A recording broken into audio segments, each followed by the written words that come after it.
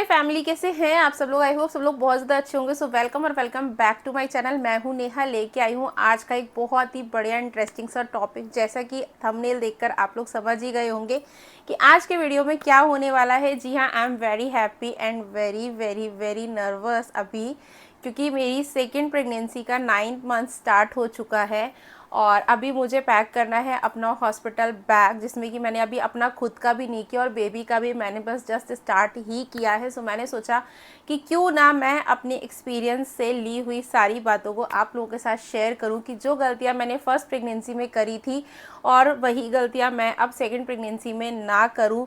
सो मेरा almost time complete हो चुका है एंड डिलीवरी का टाइम बहुत ही ज़्यादा नज़दीक आ गया है।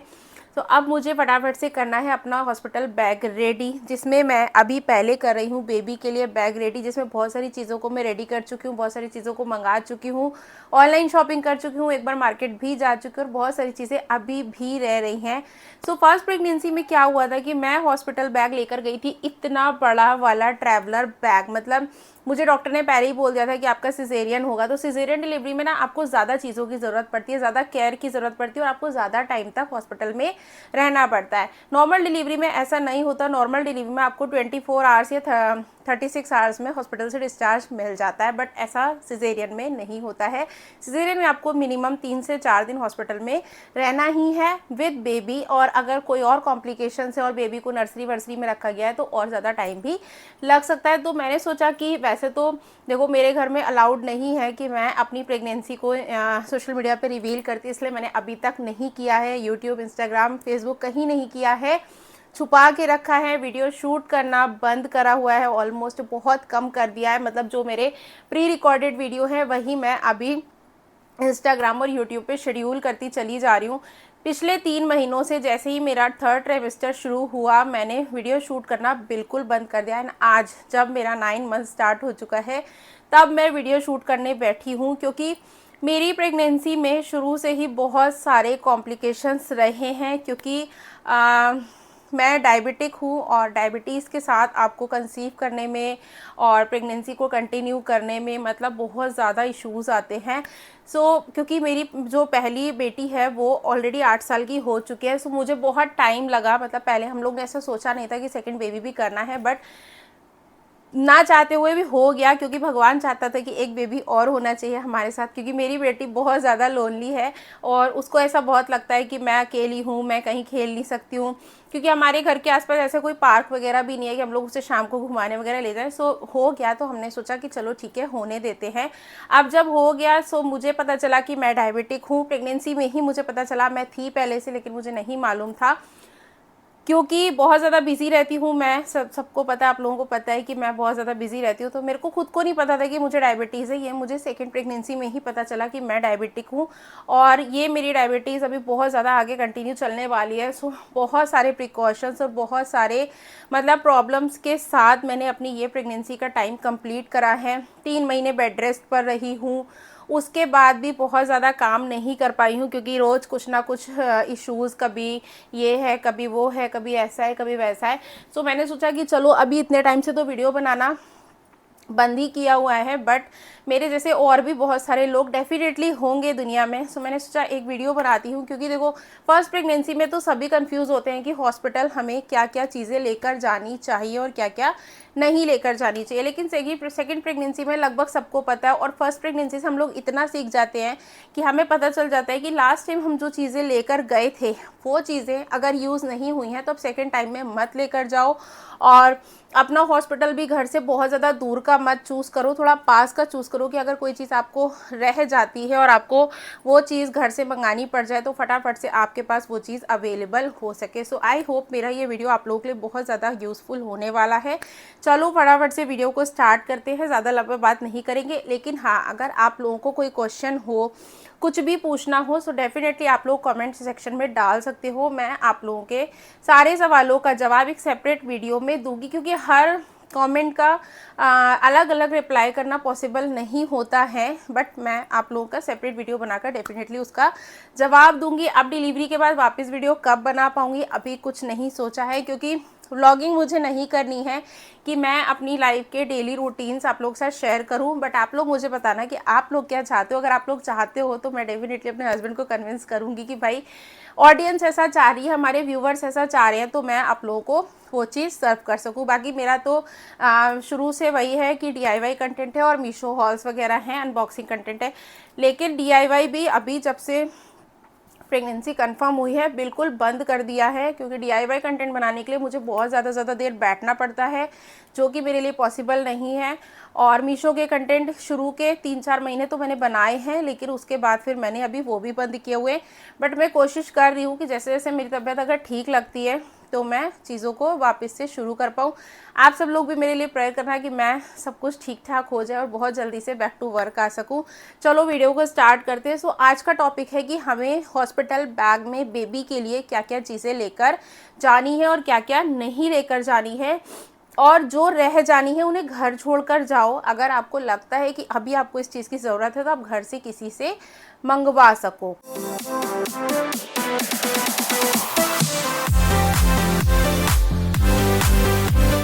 ठीक है, तो चलो सबसे पहले मैं अपना बैग दिखा देती हूँ कि मैं कौन सा बैग यूज़ करने वाली हूँ।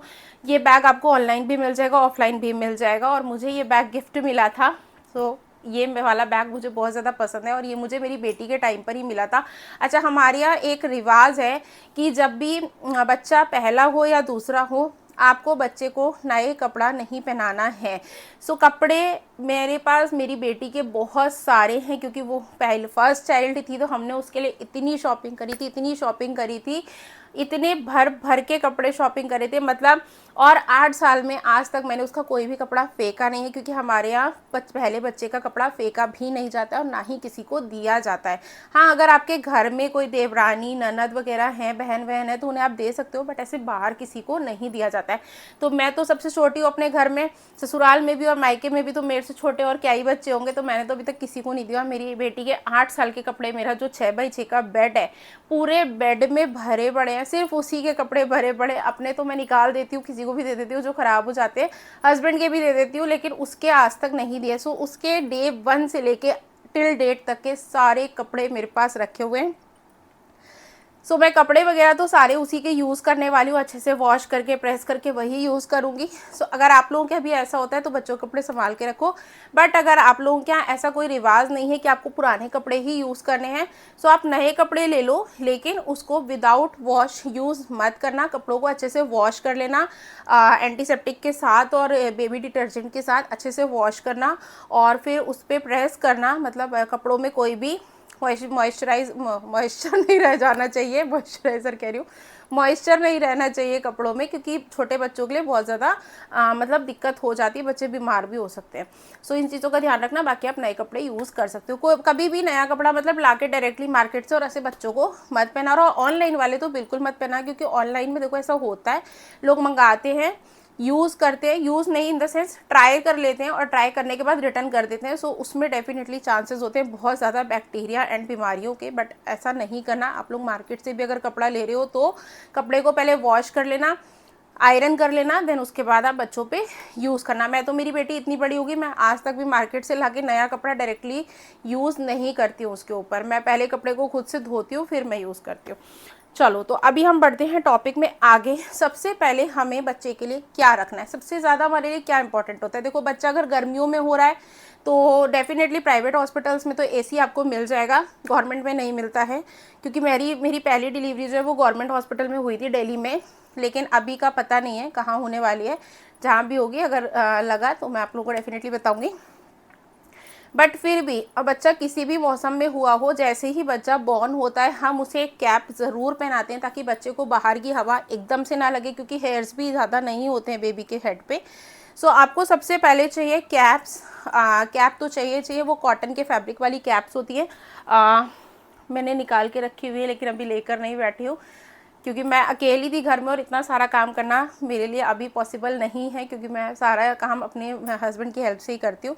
सो अभी मैं आप लोगों से बता रही हूँ कि हम लोगों को क्या क्या चीज़ें रखनी है आप लोग नोट कर लेना और फिर अपने बैग्स रेडी करना। ठीक है, तो सबसे पहले हमें लेनी है बेबी के लिए कैप। हेड से इसलिए शुरू करी हूँ ताकि हेड टू टो मुझे ध्यान रहे कि मैंने क्या क्या बता दिया और क्या क्या छोड़ दिया है।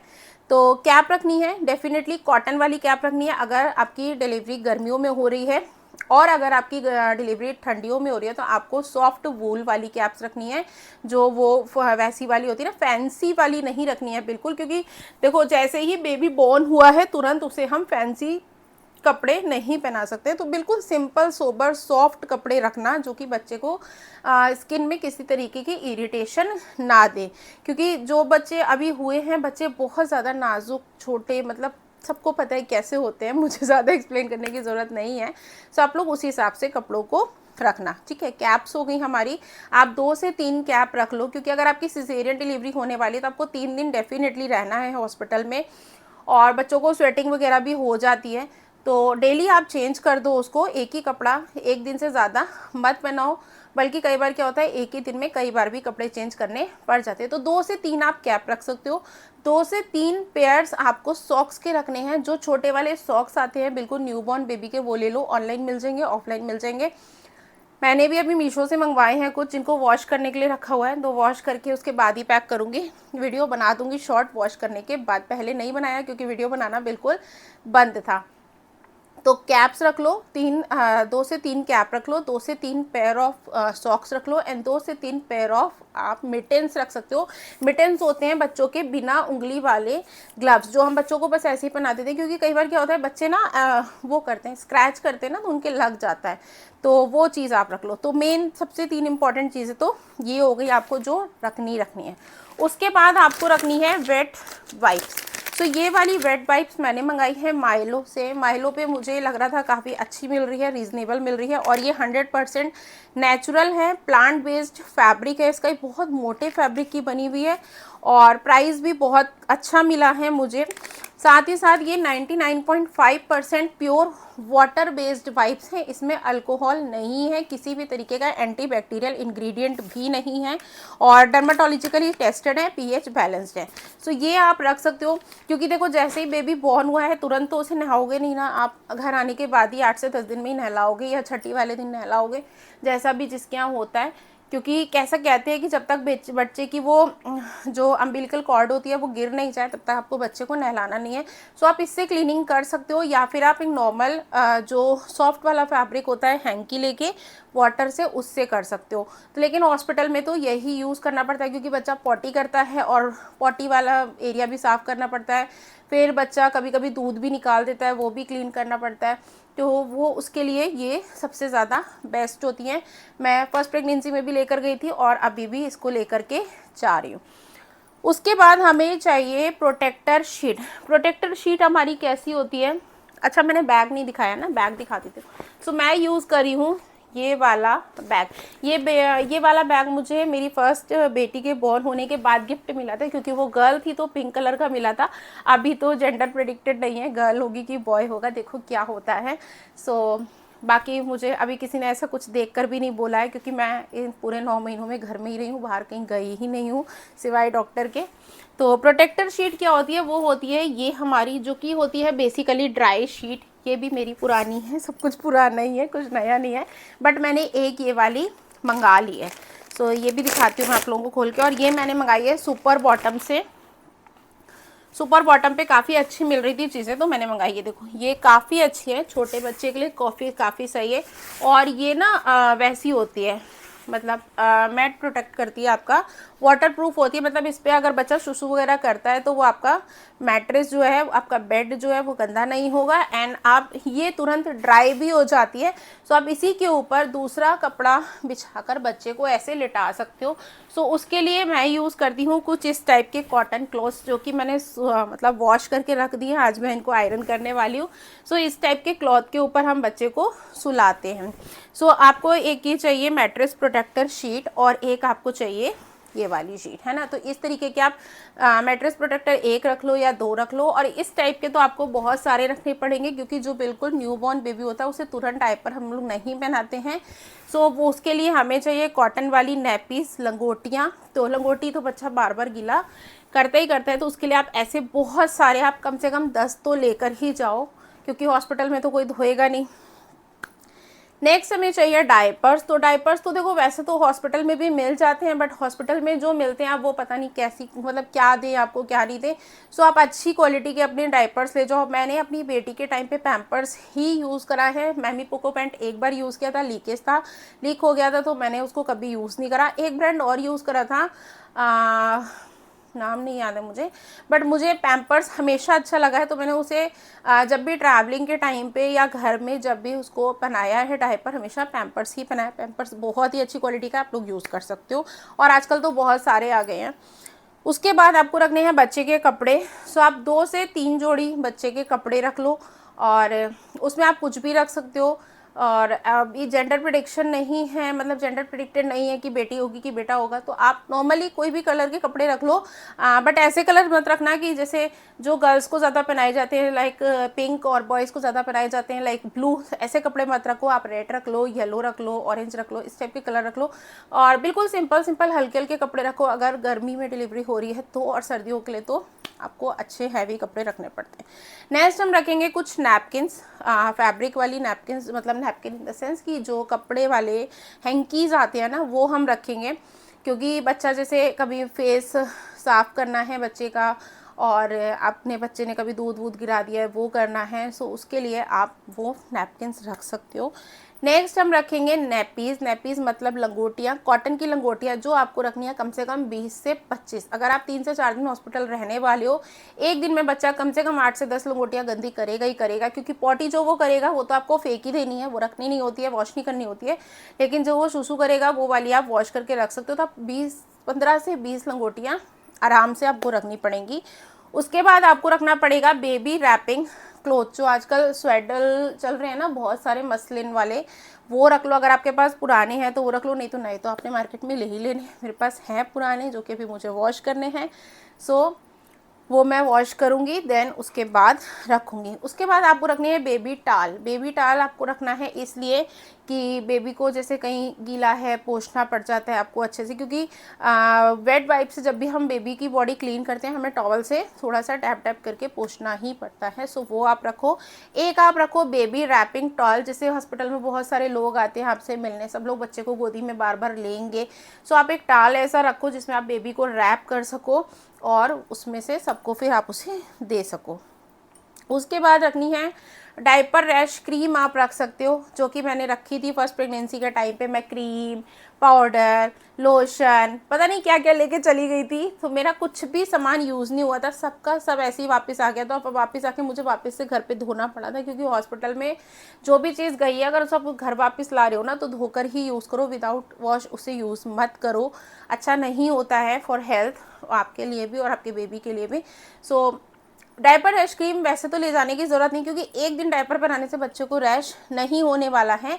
बेटर है कि आप कॉटन वाली लंगोटियाँ पहनाओ, ज़रूरत पड़े रात वात में डायपर डाल दो बच्चे को, क्योंकि रात में देखो आपका अगर सिजेरियन डिलीवरी हुई है तो आपको भी सोना पड़ेगा। रेस्ट जब तक आप खुद नहीं लोगे तब तक आप बेबी को कैसे संभाल पाओ, क्योंकि सिजेरियन डिलीवरी में 48 आवर्स तक आपके लिए खुद से उठ के बैठना भी पॉसिबल नहीं होता है। मैं झेल चुकी हूँ, इसलिए मैं बता रही हूँ कि अगर आपकी सिजेरियन डिलीवरी है तो 12 घंटे तक तो डॉक्टर्स आपको हिलने भी नहीं देंगे। आप बेड पे पड़े रहोगे जस्ट लाइक कि आप ऐसे मर गए हो, आप कुछ नहीं कर सकते, आपकी बॉडी में कुछ जान नहीं है, हाथ पैर नहीं चल रहे हैं, दिमाग नहीं चल रहा है, शरीर नहीं चल रहा है, कुछ नहीं चलता है। आफ्टर 24 आवर्स जब डॉक्टर्स आपको खड़ा करते हैं, देन उसके बाद भी आपको चलने में बहुत ज़्यादा प्रॉब्लम होती है। मुझे बहुत ज़्यादा हुई थी फर्स्ट प्रेगनेंसी, मतलब मेरी हालत इतनी ख़राब हो गई थी कि मैं अगले 15 दिन तक मतलब इतने ट्रॉमा में आ गई थी मैं कि मुझे क्या हो गया है, मैं उठ नहीं पा रही हूँ, मैं चल नहीं पा रही हूँ, मैं बैठ नहीं पा रही हूँ। मतलब इधर मेरी बेटी रोती थी, साथ में मैं भी रोने लगती थी कि मैं इसको कैसे उठाऊँ, मैं उसको उठा नहीं पाती थी। मतलब बहुत दिक्कत होती है यार। सिजेरियन डिलीवरी तो ना ही हो किसी की तो बहुत ज़्यादा अच्छा है, ठीक है। तो वो आप रख लो, बट आपकी यूज़ होने वाली नहीं है। बेटर है कि आप कोकोनट ऑयल रखो। कोकोनट ऑयल जो अच्छा वाला होता है, वर्जिन वाला, वो कोकोनट ऑयल आप यूज़ करो, वो हर चीज़ में आपको अच्छा रहेगा। So that's it for today's video. मुझे इतना ही सामान याद है जो कि मैंने नोट करके रखा है, मुझे बैग में लगाना है। आप लोग मुझे कमेंट्स में बताना कि अभी और मुझे बैग में क्या है ऐसा ज़रूरी जो रखना चाहिए, क्योंकि हो सकता है कुछ चीज़ें मैं भी भूल रही हूँ। डेफिनेटली 8 साल हो गए, 8 साल का गैप बहुत लंबा होता है। मेरी बेटी 8 साल की हो चुकी है और बहुत ज़्यादा टाइम बीच में चला गया है, तो शायद मैं भी कुछ चीज़ें भूल गई हूँ। तो आप लोग मुझे डेफिनेटली कमेंट सेक्शन में बताना। ये वीडियो मैं बहुत जल्दी अपलोड कर दूँगी, मतलब डिलीवरी से पहले ही अपलोड कर दूँगी, ताकि आप लोगों के कमेंट्स आएँ तो मेरे लिए चीज़ें आसान हो जाए। बाकी जब मैं अपना बैग रेडी करूँगी तो उसमें क्या क्या चीज़ें रखनी है उसका भी मैं एक सेपरेट वीडियो बनाऊँगी और वो भी आप लोगों के लिए अपलोड करूँगी। सो उसमें भी आप लोग मुझे कमेंट्स करके ज़रूर बताना कि क्या रखना चाहिए और क्या नहीं रखनी चाहिए, या मैंने क्या एक्स्ट्रा रख लिया है जो मुझे नहीं रखना चाहिए। सो होपफुली ये वीडियो आप लोगों को बहुत ज़्यादा काम आने वाला है, उन लोगों के लिए जो मॉमी टू बी हैं और हॉस्पिटल जाने के लिए रेडी हो रही हैं। सो डेफिनेटली आप लोगों को ये वीडियो बहुत काम आने वाली है। Till then take care, bye bye.